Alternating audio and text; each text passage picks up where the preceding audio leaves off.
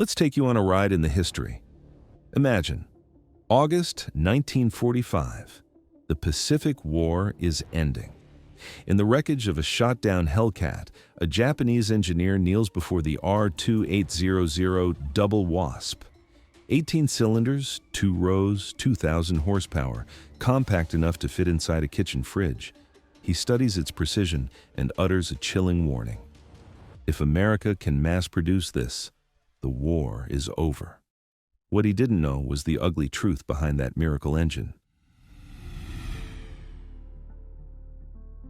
The wreckage of that Hellcat was more than twisted aluminum and shattered guns. It was a revelation. Japan's engineers, already straining to keep pace, suddenly confronted a machine built on a scale they couldn't match. To them, the R-2800 looked impossibly advanced, a symbol of American industrial wizardry. But reality was far murkier. The double Wasp had not been born flawless. It had been dragged into existence through setbacks so severe that many within Pratt Whitney believed the project would collapse before it left the test stand. The Japanese engineer's horror was not misplaced. He saw an engine designed for overwhelming power, with 18 cylinders arranged in perfect symmetry, each firing in a tightly choreographed dance. The R-2800 promised a leap in performance that could erase the edge of lighter, more agile Axis fighters. He also saw its precision, tolerances so tight that they seemed impossible to replicate without America's factories. What he couldn't see was the desperation.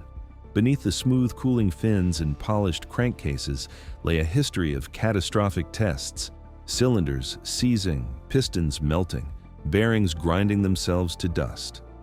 The fact that America was producing thousands of these engines by 1945 was less a testament to perfection and more to scale. The engine was a brute force solution, one whose weaknesses had been hidden by volume. To Japanese engineers, it looked unstoppable. To Pratt Whitney's own men, it was a barely tamed monster.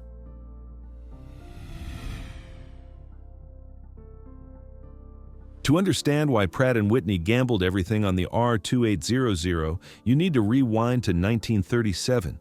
The Spanish Civil War had turned into the testing ground for modern air combat. German Messerschmitt Bf-19s and Soviet Polikarpov the 16 clashed in brutal dogfights, and the lesson was undeniable. Speed and power dictated survival. The slower plane lost every time. American observers knew instantly that their fighters were dangerously behind. At the time, U.S. Army Air Corps frontline fighters, the Seversky P-35 and Curtiss P-36 Hawk, were underpowered relics. Producing barely 950 horsepower, they could not hope to compete with the European engines already climbing toward 1,200 and 1,500 horsepower. Intelligence reports from Europe painted a grim picture. Daimler-Benz was preparing engines that outclassed anything American factories could field, while Rolls-Royce's Merlin was inching toward levels of refinement and reliability that looked untouchable. The calculations were brutal. In any future war, American pilots flying these outdated machines would be target practice. That realization ignited fear in Washington and pushed engine makers into overdrive. The military knew it needed a leap, not an incremental step. Conservatism would kill. For Pratt Whitney, the message was clear. The world had entered a new era where survival meant horsepower. Aircraft no longer fought duels of maneuverability alone. They required engines that could push them faster, higher, and with greater payloads than the enemy could manage. The Spanish skies had provided a crystal-clear warning, and ignoring it meant American airmen would die.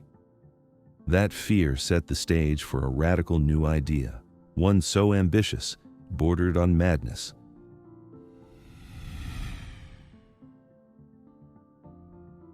In that tense climate, Pratt Whitney's engineers dared to suggest the unthinkable. While Wright Aeronautical was busy with the safe, predictable R-2600, a 14-cylinder design pushing 1,600 horsepower, Pratt's chief engineer, Andrew Wilgoose, and project lead Luke Hobbs sketched out something revolutionary. Their vision, an 18-cylinder radial arranged in 2 rows of 9, Designed to unleash 2,000 horsepower from the very beginning, with growth potential to 2,800, critics scoffed. Wright engineers reportedly laughed when they first heard the proposal. 18 cylinders would vibrate themselves to pieces, they argued.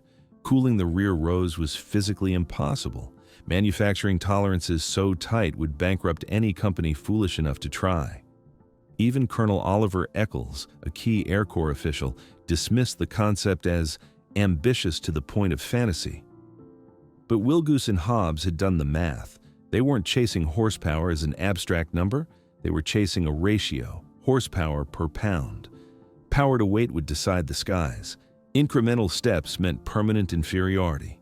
The gamble was audacious: redefine what a radial engine could be, or resign America to second-rate status. Pratt & Whitney's ace in the hole was money. Their earlier R-2830 twin Wasp, already powering the B-24 Liberator and DC-3, had filled company coffers. They could afford a moonshot, even if it failed spectacularly. That financial cushion gave the engineers breathing room to attempt the impossible.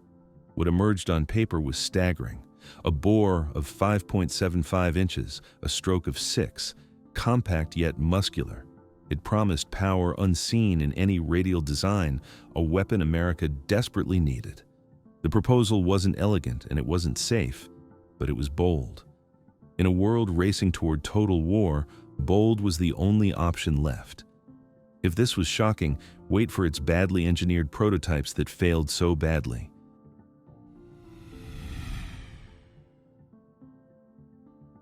The first prototype of the R-2800 ran for less than 5 minutes before disaster struck.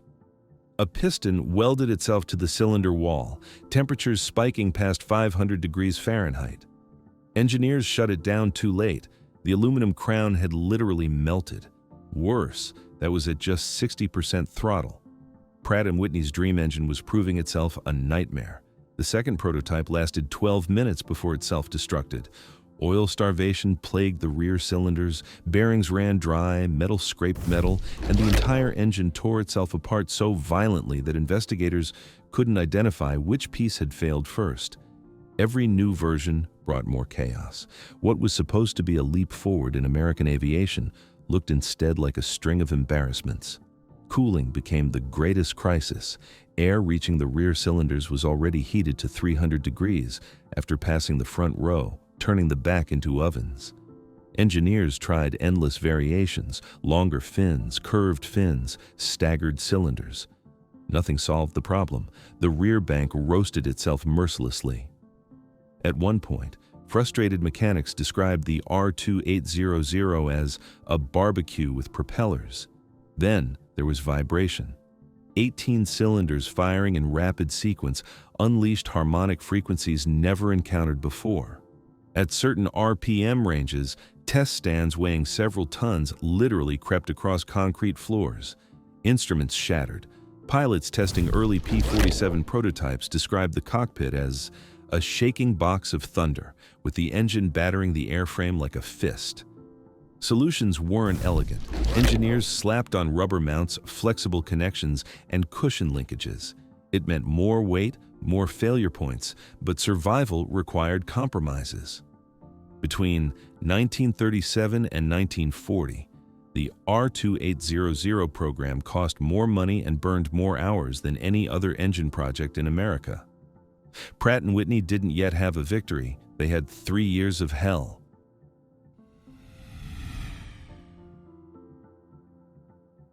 By 1940, desperation forced engineers into measures that bordered on reckless. Cooling crises refused to vanish, so they embraced imbalance.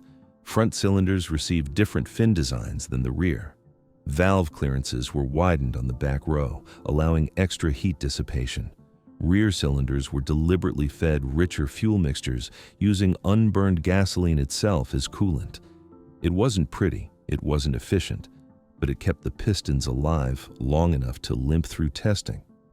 The bigger gamble came with water methanol injection. At combat power, the R-2800 cooked itself beyond endurance. Conventional fixes had failed, so Luke Hobbs proposed an almost heretical solution. Inject a 50-50 mix of water and methanol directly into the supercharger.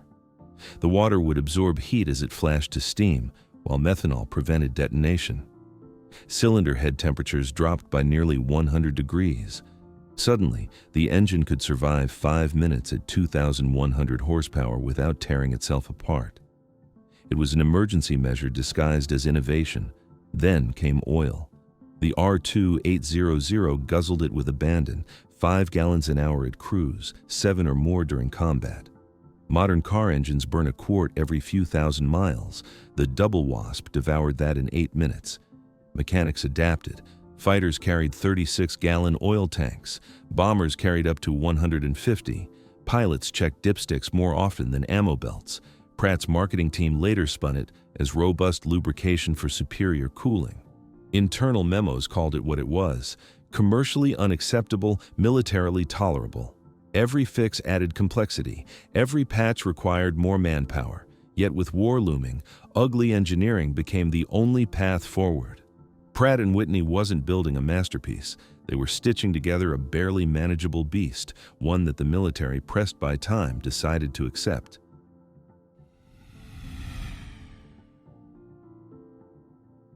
When Pearl Harbor dragged America into war, the R-2800 was hardly refined.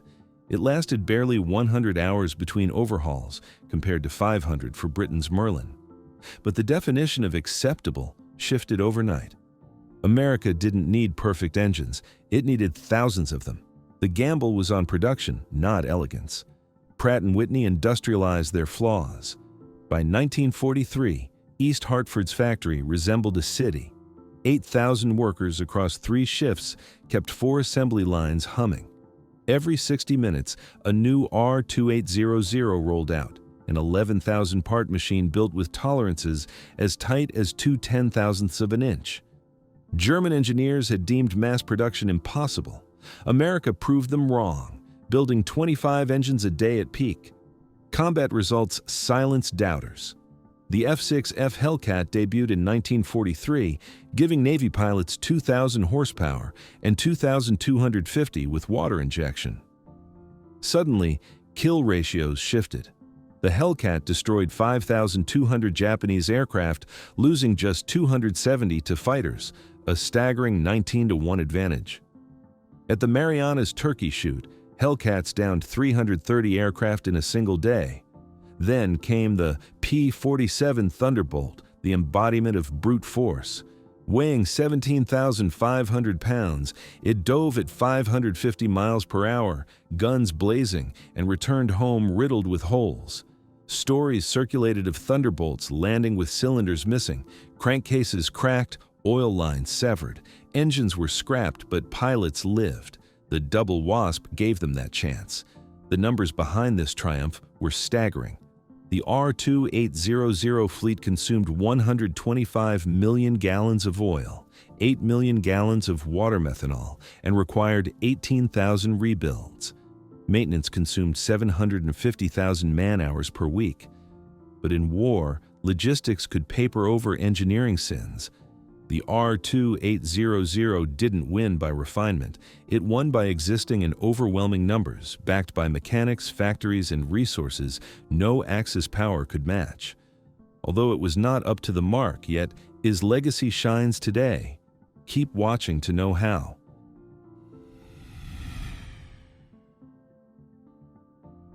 Today, aviation museums enshrine the R-2800 as a flawless masterpiece, the dependable engine that won the Pacific. Displays call it reliable, rugged, and innovative. Yet those polished crankcases and carefully worded plaques mask the truth. The double Wasp was never elegant. It was a compromise born of desperation, forced into service because war demanded it. During the conflict, failures were constant. Average combat engines lasted just 72 hours before requiring overhaul. Mechanics worked around the clock, nursing fleets that leaked oil, shook airframes, and demanded gallons of methanol water just to keep running. It was victory through volume, not perfection. Sheer numbers and industrial muscle-buried flaws beneath a flood of replacement parts. After 1945, Pratt Whitney scrambled to reinvent the story. Civilian versions were marketed as efficient, reliable, and long-lived, despite burning gallons of oil per flight hour. Airlines endured, topping up oil at every stop until jets quickly rendered the radial obsolete. The R-2800's compromises couldn't be hidden in a world that measured success in thousands of hours between overhauls, not dozens. Yet memory is selective. Veterans remembered the Hellcat's kill ratio, the Thunderbolt's indestructibility, the Sky Raider's endurance. Museums echoed those triumphs, smoothing over the ugly engineering behind them. Failures became framed as innovations. Compromises were recast as clever solutions. History was rewritten to celebrate the myth. For restorers today, the truth resurfaces. Overhauls cost hundreds of thousands. Oil must be poured in before every flight. Spark plugs last mere dozens of hours. They know the truth, but they preserve the lie because to admit otherwise would mean dismantling one of aviation's proudest legends. The R-2800 wasn't perfect. It was proof that America could mass-produce imperfection faster than its enemies could resist. That, not elegance, is what truly won the war. The Pratt & Whitney R-2800 stands in museums today as a masterpiece of American engineering, celebrated for its power and precision. Yet the truth behind its gleaming cylinders tells a different story. It wasn't perfection that won the Pacific. It was America's ability to mass-produce imperfection faster than its enemies could build anything at all. The double Wasp's legacy isn't about flawless design. It's about industrial might triumphing over elegance. Sometimes, brute force and overwhelming numbers matter more than getting it right.